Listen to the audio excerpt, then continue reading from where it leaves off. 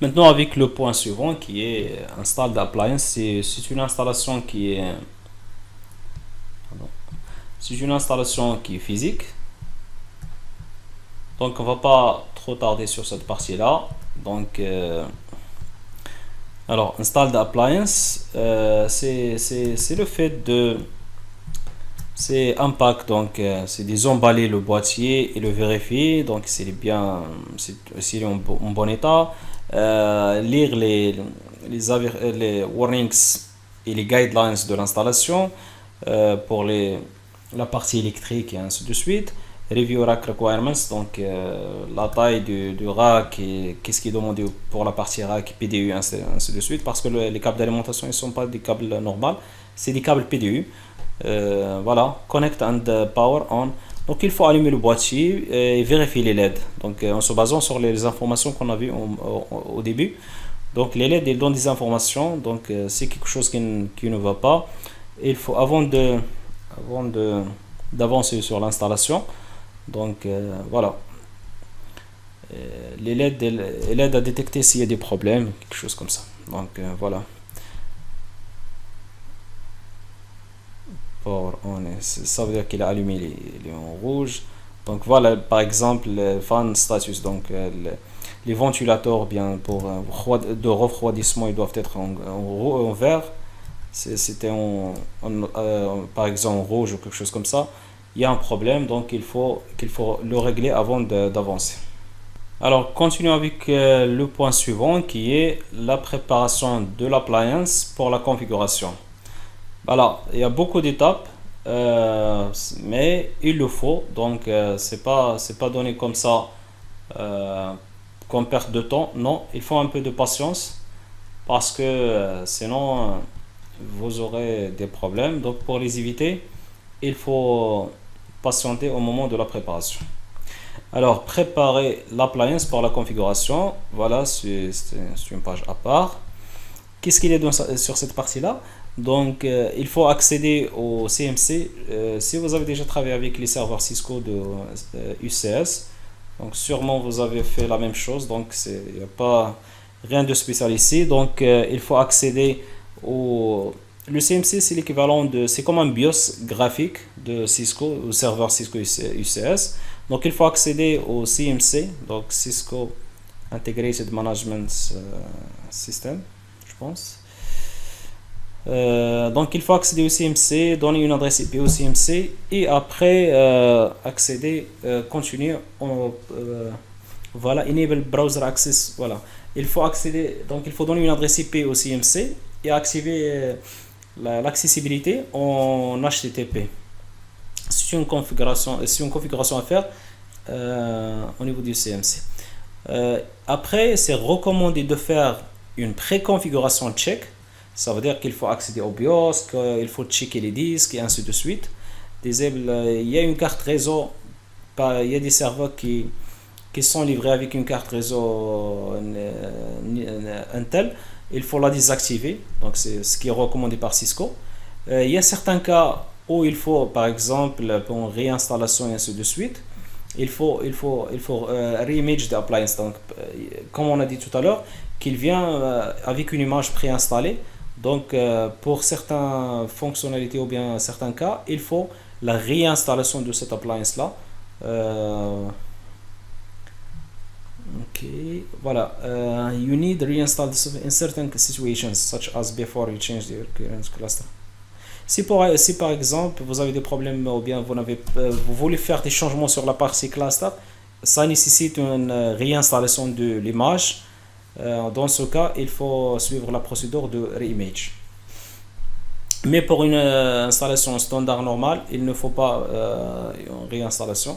Et ça, c'est parmi les raisons qu'il faut suivre ces étapes. Mais même que vous remarquez qu'il y a beaucoup d'étapes, beaucoup de documentation, mais il le faut. Sinon, vous allez perdre beaucoup de temps sur la partie troubleshooting, sur la partie reimage et ainsi de suite. Donc l'objectif de cette partie-là, c'est, pour résumer, ça va permettre, on va descendre pour le voir, c'est Enable Browser Access CMC. Donc il faut déjà tout d'abord lui donner une adresse IP, puis le configurer pour qu'il soit accessible en web. Donc il faut aller ici. Pour accéder au serveur, il y a deux méthodes, soit avec le câble KVM, soit avec la méthode standard qui est ce que j'ai fait, mais c'est un écran, d'accord, un écran avec câble VGA et clavier souris, et comme ça vous allez recevoir cette interface là. Donc il faut cliquer sur F8, donc pour accéder au CMC il faut donner le password. Après il va vous demander s'il est petit, donc s'il n'y a pas de password, il va vous demander le nouveau mot de passe et retaper le nouveau mot de passe. Donc pour des raisons de sécurité, il faut juste taper le nouveau mot de passe. Ici c'est l'interface pour configurer le CMC. Donc pour Nick Mode, il faut cocher cette case là de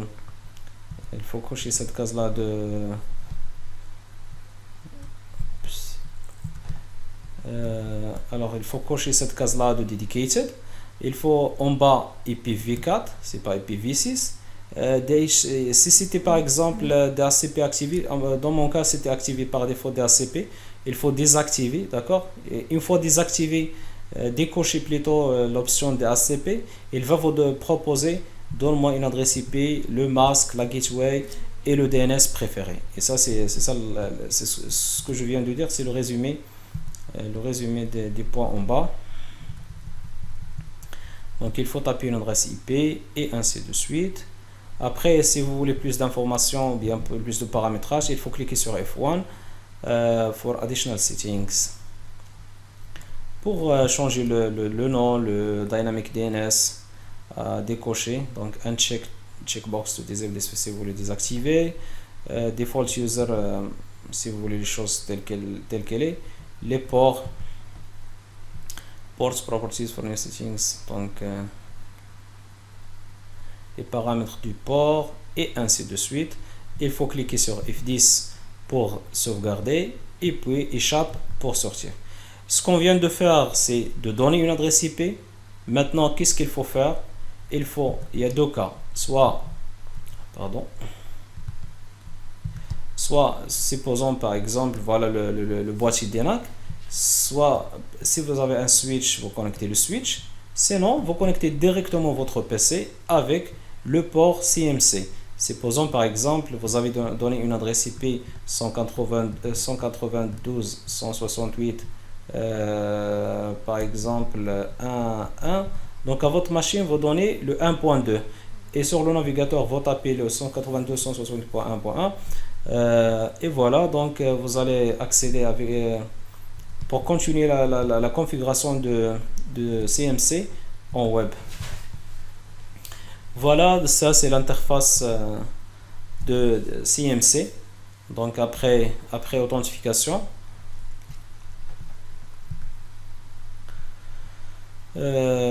ici donc c'est aussi recommandé. Donc il faut suivre ces étapes là ça s'appelle le pre-configuration check, c'est des vérifications avant la configuration, parce que la configuration c'est là on va donner les adresses IP, on va donner l'authentification et ainsi de suite. Donc avant de passer au configuration, donc il faut c'est des vérifications.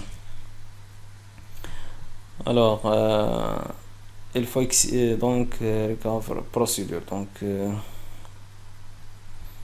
voilà les étapes. Donc il faut accéder, donc ça c'est pour activer le web. Après il faut synchroniser l'appliance avec le NTP, ça fait partie des vérifications. Il faut aller sur admin, networking, NTP et ainsi de suite. Comme vous voyez dans la capture, donc tous les étapes ils sont là avec l'image et ainsi de suite. Ici il faut accéder, ça c'est pour la configuration du switch. Il recommande d'avoir le duplex full et le speed auto, donc il faut pas comme ça les équipements, la communication entre le switch et le serveur passe comme il faut sans dégradation de service. Donc il faut désactiver, et ça c'est disable the network interface card. Donc c'est ce qu'il recommande. If your appliance, si le boîtier a été livré avec cette carte là, il faut la you must disable. C'est même pas un choix, il faut. Donc you must disable this by complaining. Donc il faut venir ici et donc chasser, inventory, network. Il faut juste suivre les étapes. Il faut aller ici, donc network adapters, et donc slot 12, donc compute BIOS. Il faut aller sur IO, disable and save. Donc il faut chercher ici disable. Si vous trouvez qu'il est désactivé, c'est bon, c'est pas désactivé, donc il faut la désactiver. Après boot, donc ça c'est les options de boot. Power cycle, donc pour le redémarrer. Il faut il faut désactiver la carte PCI. Donc il faut suivre ces étapes là de configuration. Donc dans le cas de Reimage, ça sera la procédure de si au cas où vous cherchez ou bien c'est demandé de réinstaller l'image. Donc c'est l'image, il faut la télécharger du site officiel de Cisco et suivre ces étapes là. Il faut créer une clé USB bootable, il faut changer les paramètres du boot et ainsi de suite. Dans le cas normal, vous n'avez pas besoin de faire ça, sauf que dans certains cas très spécifiques. Donc et ça c'était la procédure. Voilà, c'était ça la préparation de ce chapitre là de prépare the appliance for configuration. Donc c'est juste comme résumé. Donc il faut activer, donc donner une adresse IP au CMC. Il faut activer le management à travers le web. Il faut faire ses vérifications, désactiver la carte Intel si elle a été livrée avec le serveur. Et dans certains cas, il faut suivre la procédure de Reimage. Et voilà, c'est tout pour ce chapitre-là.